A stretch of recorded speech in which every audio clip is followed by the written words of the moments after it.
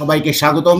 উপস্থিত হয়েছেন কমরেড জনাব শেখ ফরিদ। একটা গুরুত্বপূর্ণ বিষয়, ইউনূস বর্তমানে লন্ডন সফর করছেন, কিন্তু মজার ব্যাপার হলো ব্রিটিশ প্রধানমন্ত্রী স্টেনমারের সাথে বৈঠকটা হচ্ছে না। যদিও ইউনূসের প্রেস সচিব শফিকুল আলম দম্ভ করে প্রচার করেছিল সেখানে রাজকীয় সংবর্ধনা দেওয়া হবে, অথচ তিনি হোটেলে পিছনের গেট থেকে ঢুকেছে এবং স্টেনমার তার সাথে সাক্ষাৎ দিচ্ছে না। আরো বলা হচ্ছে একটা পত্রিকার নিউজে যে স্টেনমার কানাডা চলে গেছে তাকে ফাঁকি দেওয়ার জন্য, কিন্তু প্রকৃতপক্ষে তিনি লন্ডনে উপস্থিত আছেন। যদি আমরা সেই খবরটা একটু আগে দেখি জনাব শেখ ফরিদ, এই যে অনিশ্চিত ব্রিটিশ প্রধানমন্ত্রীর সঙ্গে ডক্টর ইউনূসের বৈঠক আপনি দেখতে পেলেন। তো এখানে একটা জিনিস, এখানে আপনার কাছে আমার প্রশ্ন যে ব্রিটিশ প্রধানমন্ত্রী ইউনূসকে পাত্তা দিচ্ছে না কেন? আমি এর আগেও বলেছি, আপনার চ্যানেলে বলেছি, আরো চ্যানেলে বলেছি, আমাদের চ্যানেলে বলেছি, অন্য চ্যানেলে বলেছি, চাকর বাকরকে মানুষ বাড়িতে দাওয়াত খাওয়ায় কিন্তু সংবর্ধনা দেয় না। বাড়িতে আসতে বলে গৃহস্থ থাকে না। চাকর যখন বাড়িতে আসে তখন গৃহস্থ বাড়িতে থাকলো কি থাকলো না এতে চাকরের কিছু যায় আসে না, কারণ গৃহস্থের কাজ হলো চাকরকে এই আসিস আমার বাড়িতে এসে তোর দাওয়াত দিলাম রে, তোর বউ পোলাবা নিয়ে আসিস, তারপরে আর গৃহস্থ বাড়িতে থাকে না। আমাদের ইউনূস সাহেবের এই দশা হয়েছে। আমাদের জামাতিদের নবী রাসূল হয়ে গেছে যে এই ইউনূস সরকারের প্রধান, এনজিওগ্রাম সরকারের প্রধান মিস্টার ইউনূস। আমি তাকে আদর করি, ইউনূসটাকে আপনারা মাইন্ড করবেন না।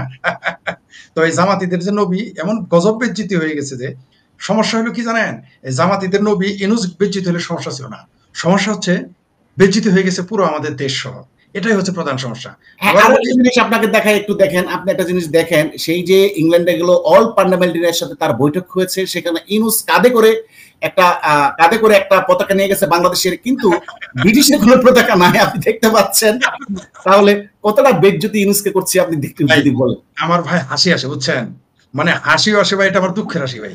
এখন সে আমাদের পতাকার অবমাননা করতেছে, বুঝতে পারছেন? এই জন্য ভাই ঠিক মতো হাসতেও পারতেছি না। যদি আমাদের পতাকাটা না থাকতো তাহলে একটা ভাই সুন্দর হাসি দিতে পারতাম।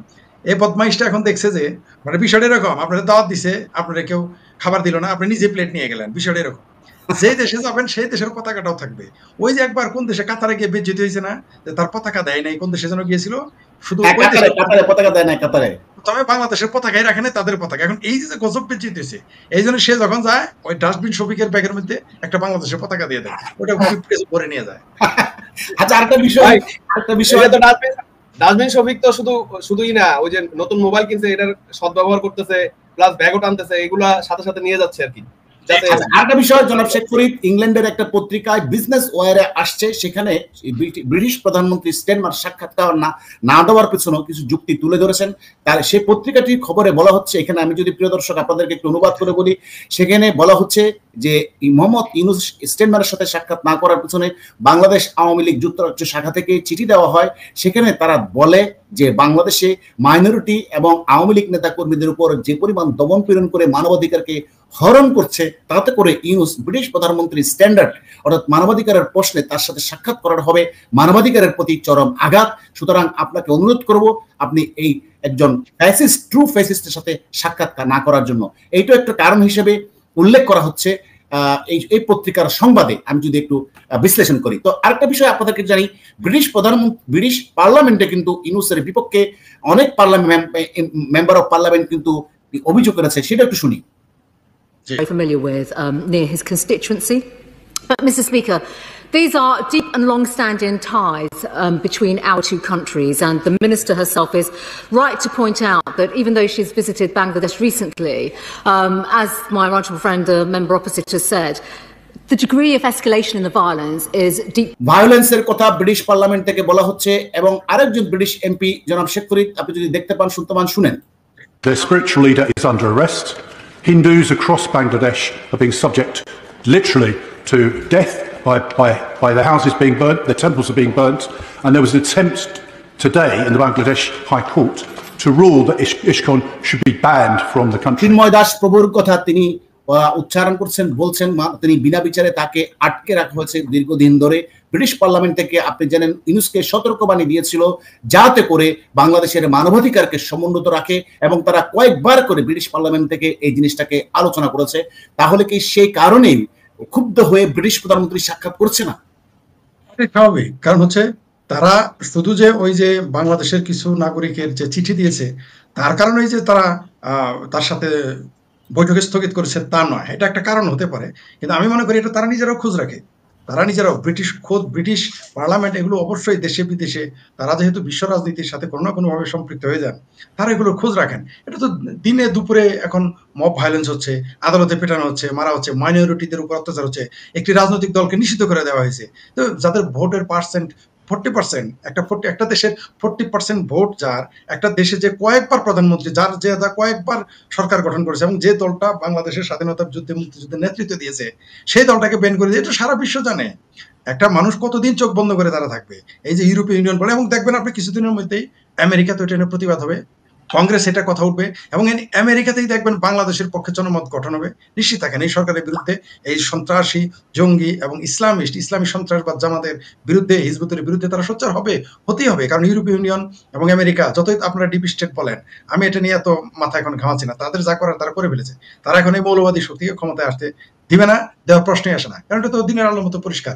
যারা সিনেমা হল ভাঙে, যারা গানের আসর ভেঙে দেয়, যারা আপনার লালন সঙ্গীত করতে দেয় না, যারা ভাস্কর্য ভাঙে, যারা বাংলাদেশের যে কোনো শিক্ষা এবং সংস্কৃতিকে ধ্বংস করতে চায়, এই ধরনের দলকে আমেরিকা বা ইউরোপীয় ইউনিয়ন বা কোনো সভ্যজাতি তাদের কি মেনে নিবে? কি নিতে পারে না। ইউনুস তাদের প্রতিনিধি, এটা সকলেই বুঝে ফেলেছে। এটা শুধু আমরা না, তারা আমাদের চাইতে, বরং আমরা তা জানি না, তার চেয়ে বেশি ইউরোপ এবং আমেরিকা জানে। আপনি নিশ্চিত থাকেন কিছুদিনের মধ্যে এরা, আমি তো আগেই বলেছি যে আওয়ামী লীগ 17 বছর ছিল, এরা কি 17 মাস টিকতে পারবে? প্রশ্নই আসে না।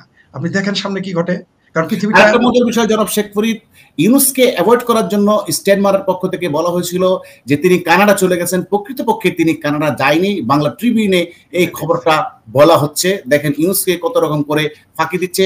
শফিকুল ইসলাম নিশ্চিত করেছে যে তিনি এখানে, যে পত্রিকার সংবাদে বলা হচ্ছে, সংবাদ সম্মেলনের সাংবাদিকের প্রশ্নের জবাবে শফিকুল আলম, ব্রিটিশ প্রধানমন্ত্রী কিয়ার স্টেনমার বর্তমান কানাডায় রয়েছে। লন্ডনে ব্রিটিশ পার্লামেন্টের এক সদস্যের সঙ্গে কথা বলে জানতে পেরেছে এই স্টেনমার কানাডা সফরে আছেন। তবে তারা চেষ্টা করছেন এই সময় মিললে ব্রিটিশ প্রধানমন্ত্রীর সঙ্গে বৈঠক হতে পারে, তবে এখনো নিশ্চিত হওয়া যায়নি বৈঠকের ব্যাপারে। তাহলে বুঝেন ইউনুসকে ফাঁকি দেওয়ার জন্য কত রকমের ফোন দিয়ে রাখছে। কি দেখছেন যে এরা কত শিশু সুলভ। এই যে ডক্টর ইউনুস একজন কেরানি রাখছে, কেরানির বলা কেরানি, ডাস্টবিন শফিক, মানে কত বড় বেকুব, মিথ্যা কথাটা গুছিয়ে বলতে পারে নাই। কারণ কতবার মিথ্যা বলবে এরা? মিথ্যা বলতে বলতে একটা মিথ্যা সে নিজেই বলেছে যে একটা মিথ্যা আপনি যতবার বলবেন ঢাকা যাবেন, আর একটা মিথ্যা বলতে হবে। সুতরাং সে মিথ্যার পর মিথ্যা বলতে গেছে। তাদের বলতে দেন, এদের মিথ্যার বরকত হইতে দেন, জনগণের কাছে দিনে দিনে এদের চরিত্র পাশ হয়ে যাক, এদের মুখোশ উন্মোচিত হোক। জি জনাব আতার হালদার, আপনার কাছে আসবো। ইউনুস যখন লন্ডনে প্রবেশ করে হোটেলে, আপনি বলেছিলেন পিছনের দরজা দিয়ে সে ব্যাক ডোর দিয়ে আসে, এ ব্যাপারে আপনি কি আপনার বক্তব্য বলেন? হ্যাঁ জনাব আতার হালদার। জি, আসলে আসলে আসলে আপনি জানেন যে ইউনুস যখন লন্ডনে পৌঁছেছে, সেখানে কোনো সরকারি কর্মকর্তা বা ব্রিটিশের পক্ষ থেকে কেউ তাকে রিসিভ করেনি। বাংলাদেশের এম্বাসির যে লোক আছে তারা রিসিভ করেছে, এবং তারা যখন সেখান থেকে হোটেলে যাচ্ছিল, সেখানে আওয়ামী লীগের লোকের ব্যাপক প্রতিরোধ ছিল, এবং ব্যাপক প্রতিরোধের মুখে তারা আসলে ভয়ে ভীতু সন্ত্রস্ত হয়ে পিছনে গেট দিয়ে ঢুকেছে, সেইটুকু আমি কনফার্ম হয়েছি। এবং এই যে ভয়, এবং এরপরে কিন্তু তারা অন্য কোথাও বেরো হয়নি। হ্যাঁ, যেটা ছিল হোটেলের ভিতরে ছিল, এবং তারা মোটামুটি আতঙ্কিত ছিল। এবং আপনি দেখেছেন সেখানে আওয়ামী লীগের যে অঙ্গ সংগঠন, তাদের একটা মোটামুটি একটা জঙ্গি ভাবাপন্ন মিছিল মিটিং ছিল, জায়গাটাতে তার কুশপুত্তলিকা দাহ করা হয়েছে, জুতা মারা হয়েছে, এবং নানান ভাবে তাকে ব্যঙ্গ প্রতিবাদ করা হয়েছে, এবং এই কারণে আসলে উনি ওখানে অনেকটা সন্তুষ্ট। আরেকটা বিষয় আমি সেখানে ধন্যবাদ, এই কথাটা ধন্যবাদ, সুন্দর বলেছেন জনাব শেখ ফরিদ। শুনলেন তো, পিছনের দরজা দিয়ে ঢুকেছে। সে তো পিছনের দরজা দিয়ে ঢুকবে, সে তো পিছনের দরজা দিয়ে আসছে, সে তো পিছনের দরজা দিয়ে ক্ষমতায় আসছে, সে তো পিছনের দরজা দিয়ে যাবে, এটি স্বাভাবিক। কারণ সে তো সামনে দরজাতে আসে নাই, কারণ সে তো জনগণের প্রতিনিধি না, বাংলাদেশের প্রতিনিধিত্ব করে না। সুতরাং তাকে পেছন দরজা দিয়ে আসতে হয়েছে, পেছন দরজা দিয়ে যেতে হবে। এখন দেখেন বাংলাদেশের জনগণ তাকে যেতে দেয় কিনা, সেটার জন্য। ধন্যবাদ, সুন্দর বলেছেন। প্রিয় দর্শক, আমরা গতকাল একটা ভিডিওতে বলেছিলাম যে বাংলাদেশ ব্যাংকের গভর্নর মনসুরে হাসিন তার মেয়ের নামে দুবাইতে ফ্ল্যাট কিনেছে। সেটা আজকে সাংঘাতিক ইলিয়াস নিশ্চিত করেছে যে আমাদের ঘটনায় সিলমোহর পড়েছে। আপনারা দেখেছেন, এই যে আপনাদেরকে যদি সংবাদটা একটু দেখায়, দেখতে পাচ্ছেন জনাব আতার হালদার? দেখা যাচ্ছে না? যে সাংঘাতিক ইলিয়াস বলেছে যে